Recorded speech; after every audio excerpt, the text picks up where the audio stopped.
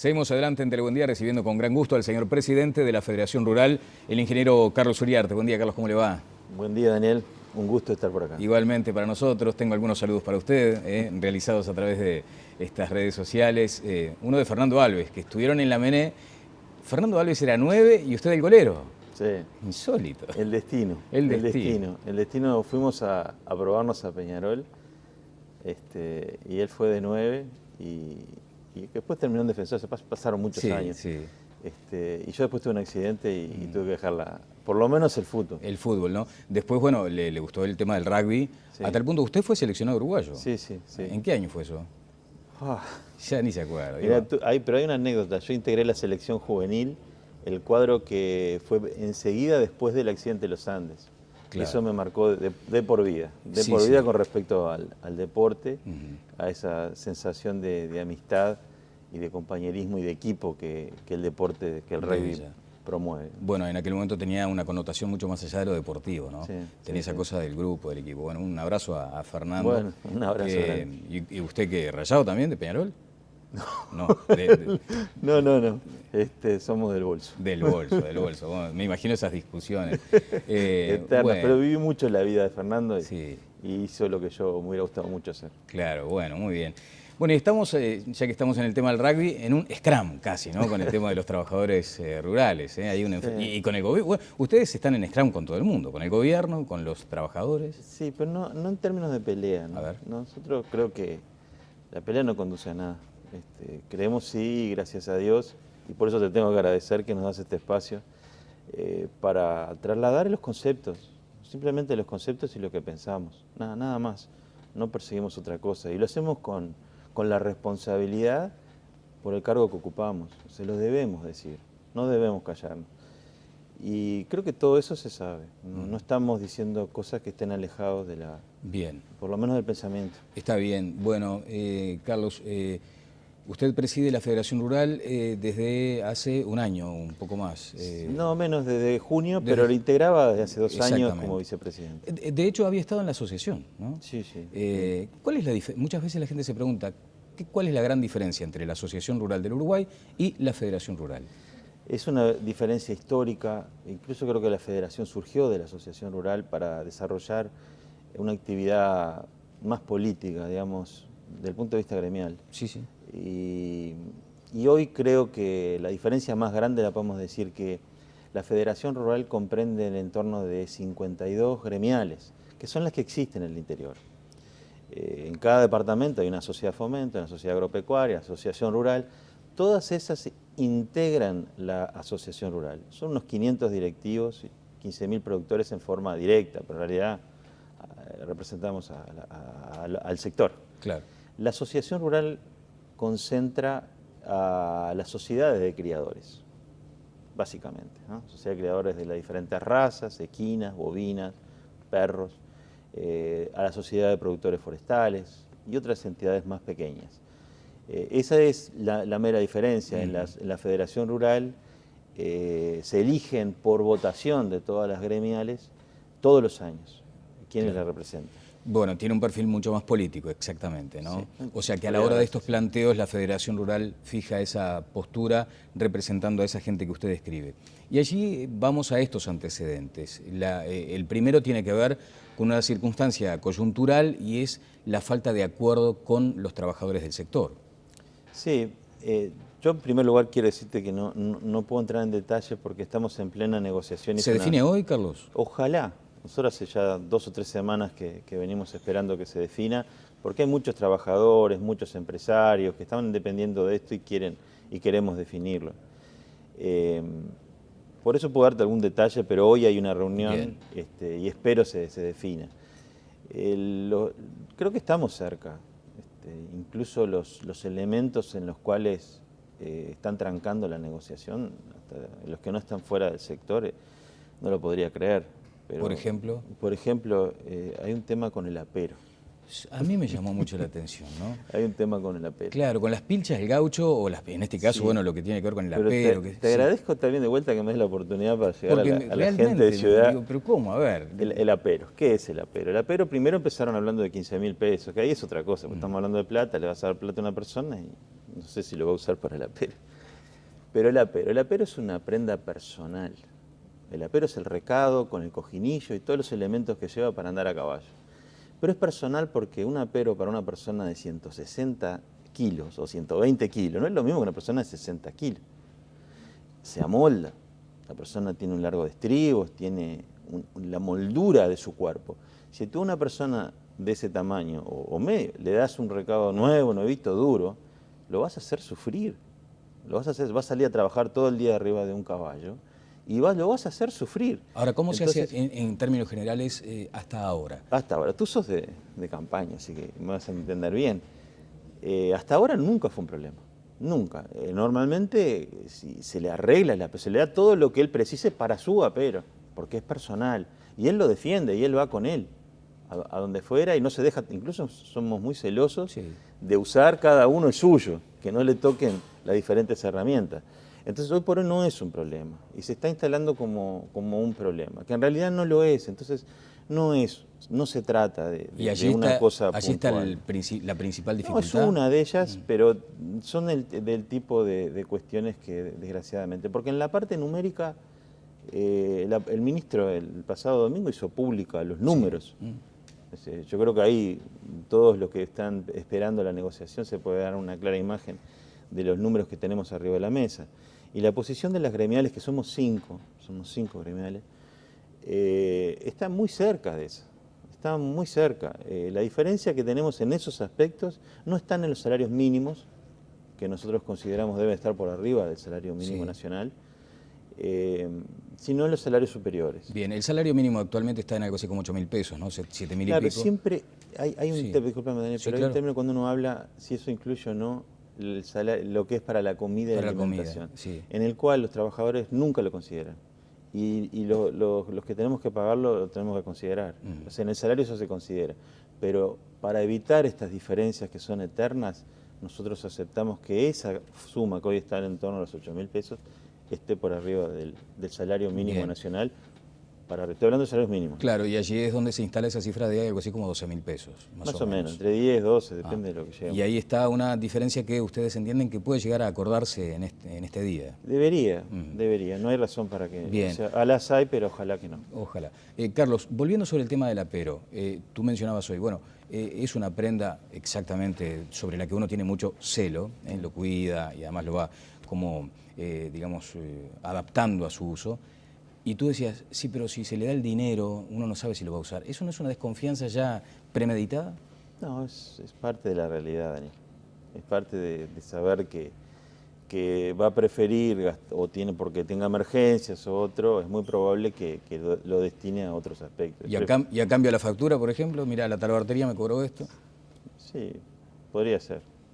Eso va a estar en la mesa hoy, probablemente. No, creo que... O sea, ahí no yo creo que se cede. Es un tema conceptual. O sea, en el tema conceptual no se cede. Me parece que es crear un problema donde no lo hay. Ajá. Entonces, hoy por hoy, como todo, hay quien debe haber dejado de a pie a uno o no debe haber tomado a alguien porque no tenía apero y por esto surgen estas preocupaciones de los trabajadores. Bueno. Pero yo les quiero transmitir la absoluta tranquilidad que en la gran mayoría de los establecimientos rurales no es un problema y que los trabajadores, los que somos responsables de ellos, estamos absolutamente dispuestos a que no le falte nada. Al peón que entra en 2014 sí se le podría contemplar esa posibilidad. Es lo mismo, hay que ayudarlo, que se compre, que lo arme, que lo tenga y que sea el de él. Porque pasa lo mismo, él trabaja 4 o 5 días, después se va, te lo deja y nunca es una herramienta personal. Claro. Y tiene que ser personal, tiene que llevárselo e ir a donde vaya con él. Bien, bueno, vamos a otra situación. Primero tiene que ver con lo climático, falta de lluvias, pero no sequía, ¿no? No sequía, no, vamos a no dramatizar. Claro. Estuvo anunciado estas altas temperaturas, se fue el agua que teníamos. Pero aún los campos, hablando en términos ganaderos, los campos tienen bastante forraje y bueno, ha perdido calidad. Claro. Eso incide directamente en lo que nosotros llamamos la terminación de los ganados. La terminación, allí por ejemplo que hubo una alta aparición, ¿no? Fue una aparición récord. Sí. Y lo que hay que hacer es extraer, digamos, para que toda la gente, para que el ganado se acomode, digamos. Sí, es bueno también transmitir a la población que el Uruguay hoy está pasando por un momento histórico desde el punto de vista ganadero. Porque hoy, gracias al apostar de los productores, pero gracias a la naturaleza también, tenemos una cantidad de terneros que nunca tuvimos y que el desafío es que esos terneros sigan llegando para siempre. Así eso va a significar trabajo para todos los uruguayos e ingresos a través de exportación. Claro. Y eso es un desafío muy grande, porque en los últimos años a la ganadería se le sacó mucha área de parte de la agricultura, de la parte de la forestación, y hubo que innovar, hubo que aplicar tecnología nueva a ambientes, digamos, a bañados, pajonales, montes. Y es el desafío de todos hoy poder conservar ese stock que nos hace el país con más vacas en el mundo por habitante, conservarlo y hacerlo lo más productivo posible. Claro. Y se puede producir mucho más. No estamos para nada en el techo. ¿Y ahí cómo se están llevando con la industria? Y el momento actual no es el que nosotros quisiéramos. Y no solo le achaco a la industria. Hay un momento de retención, hay un momento en el cual hay una puja. Claro, aguantar para ver si tengo mejor Entre precio. los productores que ven que el precio internacional no ha bajado, ¿y por qué me lo bajan internamente? Bajan un 20%. Y la industria que está tratando de comprar lo más barato posible. Claro. Y acá hasta hace poco decía que no había gordo, hoy hay gordo. Y hoy incluso, por lo que tú decías climáticamente, el clima va a forzar va a debilitar la posición de los productores.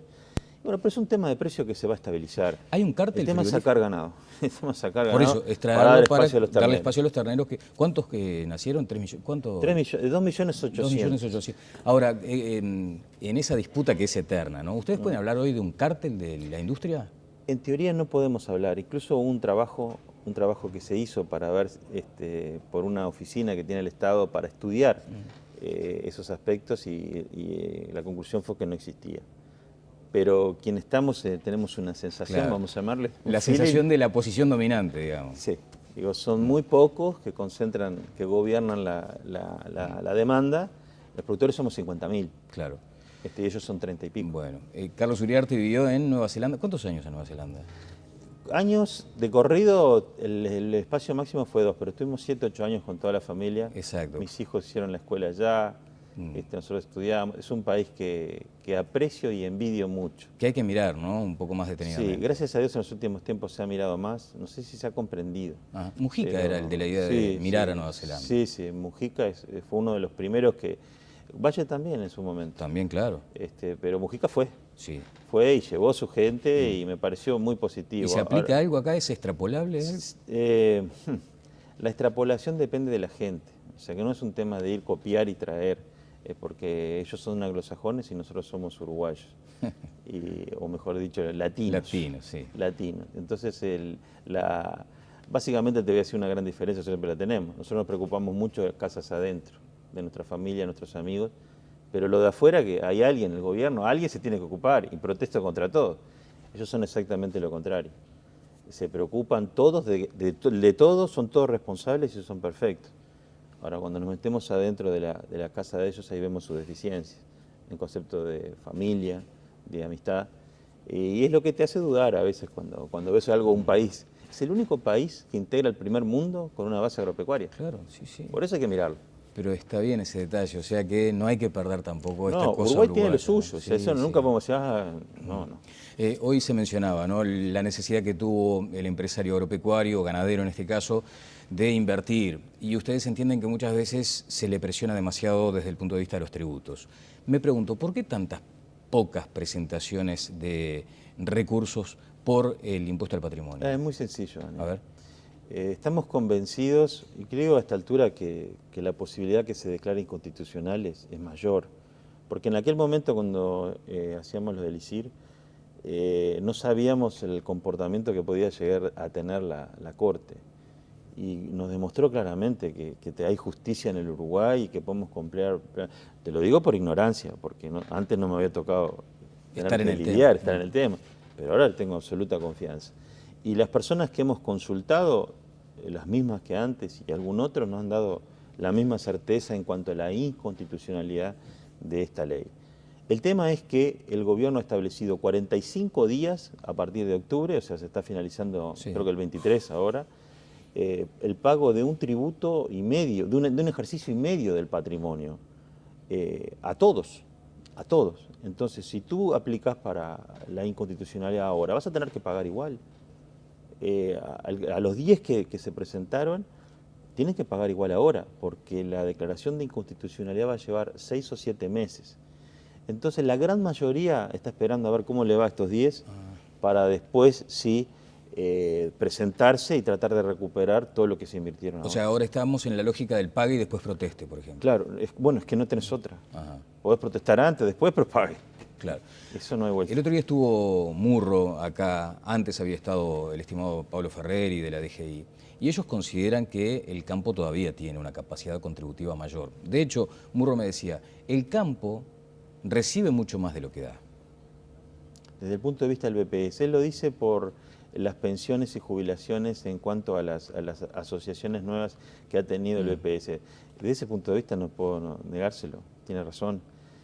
Pero hay otros aspectos a considerar que a nosotros nos preocupan. Todo lo que dice nosotros lo apoyaríamos, porque queremos que la gente se retire y se retire con una parte digna, que hoy no les alcanza, obviamente. Claro. Hoy tenemos que estar, al menos en lo que es el entorno del agro, tenemos que estar todos pensando en algo más porque vivir de eso, ahí es la relación que tenemos entre todos.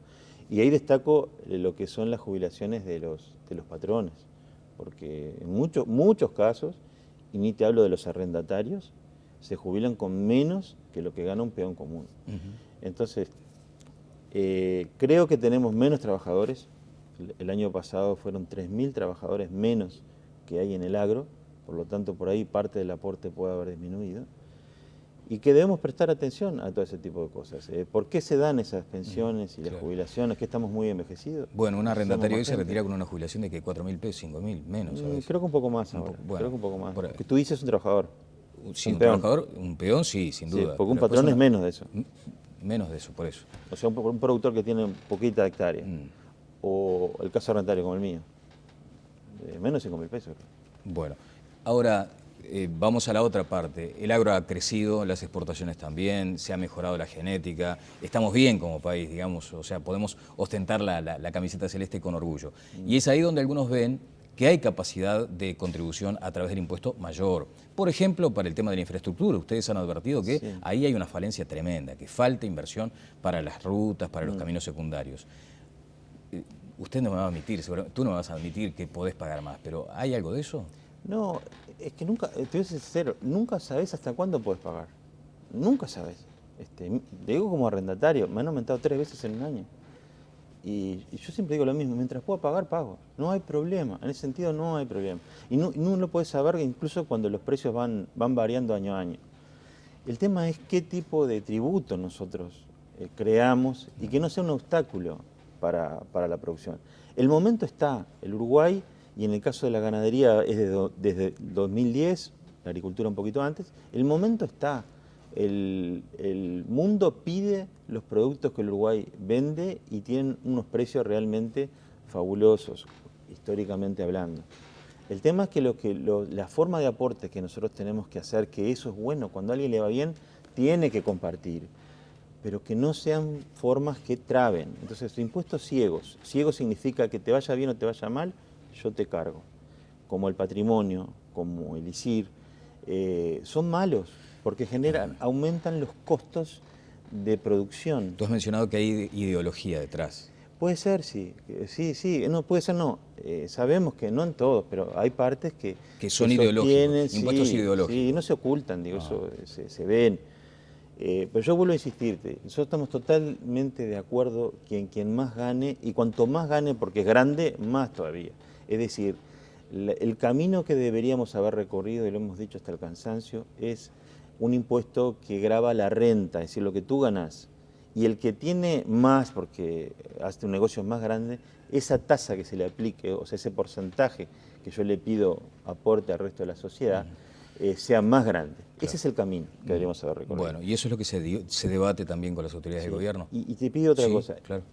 Estamos convencidos que una apuesta al agronegocio, que tiene mucho potencial aún más por dar, va a generar mucho más ingresos genuinos de los uruguayos, que va a ser más trabajo en toda la industria, en el transporte, plata que entre y se pueden hacer muchas cosas. Ese es el camino. Bien. Explotar al máximo el momento a través del potencial productivo del Uruguay. El modelo neozelandés, pero humano.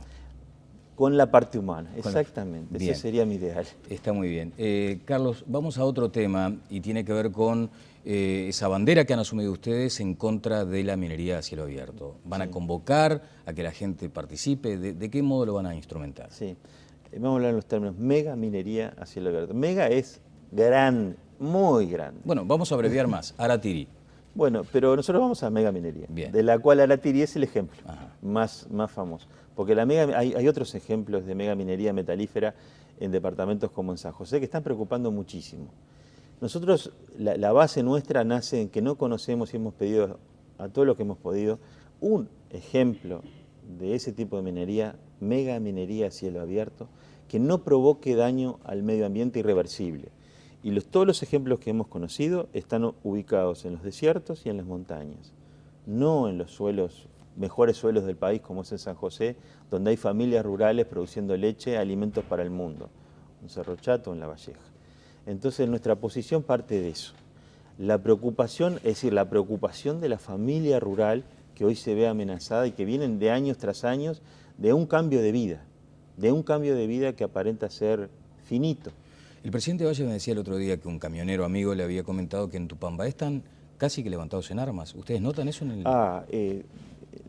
No quiero exagerar, pero hay mucha gente en ese grado de preocupación, lo que nosotros nos transmite mucha preocupación.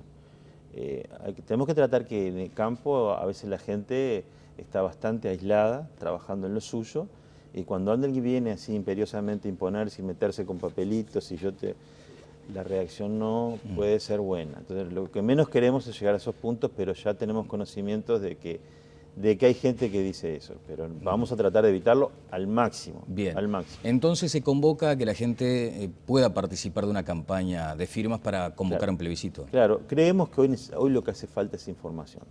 Sabemos que el gobierno ha hecho muchísimas reuniones para explicar, pero no alcanzó. Hoy necesita que esto se discuta a nivel del pueblo, que se sepan los pros, los contras, porque es un tema de todos los uruguayos, no es del tema agropecuario. Aquí se trata de discutir lo que heredamos de nuestros padres y lo que le vamos a dejar a nuestros hijos. De eso se trata. Es el país con la camiseta celeste que hoy hablaste, bueno, en esto debemos dar la misma imagen. Tratar este tema con la absoluta seriedad, que yo creo que se está haciendo, pero lo que pasa es que las necesidades que pueda tener el gobierno o quienes están a cabo los llevan a forzar la situación. Y creemos y estamos absolutamente convencidos de que la sociedad no sabe del tema y deberemos discutirlo más. Por eso promovemos el plebiscito, que es discutir más, que todo el mundo empiece a hablar y que se discuta más allá de que podamos llegar a tener matices en el objetivo. Bien, vamos a seguir además de cerca este asunto. Muchas gracias por estos minutos. Seguiremos hablando de tantos temas. ¿Participan hoy de la reunión esta por la responsabilidad empresarial penal desde el punto de vista laboral? Sí, ese es otro tema. Hoy paralelamente tenemos la reunión del Consejo de Salarios. Exacto. Y bueno, que ese tema está bravo en el campo también, ¿no? Está bravo, sí. El tema el otro día nos reunimos todas las cámaras, las 23, 24 cámaras, y creemos también en lo mismo, en la responsabilidad por donde estamos. Estamos convencidos unánimemente que la ley tal cual le fue aprobada en diputados no va a alcanzar los objetivos que pretende. Entonces nos vimos en la necesidad de pedirle al presidente, de pedirle al PIT-CNT y al ministro que nos reciba para hacer el planteo proactivo de trabajar más, y tenemos un ejemplo alternativo para corregir los problemas que creemos tiene esa ley. Bueno, dice el PIT-CNT que llegan tarde, porque hace 3 años que se está hablando de esto. No, nosotros vamos a poner vamos a su casa, a ellos, a proponerle toda nuestra capacidad para mejorar esto. Bien. Carlos Uriarte, doctorado en Economía en Nueva Zelanda, ¿no? No lo terminé. No lo terminaste, tengo un máster, pero estuviste tengo un máster en Economía, claro, el doctorado. Algún día habrá que hablar también de la educación, ¿no? Que allá funciona de otro modo y que estaría bueno aplicarlo, sobre todo para la gente en el sector agropecuario rural. Si supieras, no da el tiempo hoy, pero me gustaría que... Cómo no, encantado. Muchas gracias. Gracias a ti, Daniel. Carlos Uriarte, presidente de la Federación Rural. Vamos a la pausa y seguimos adelante en Tele Buen Día.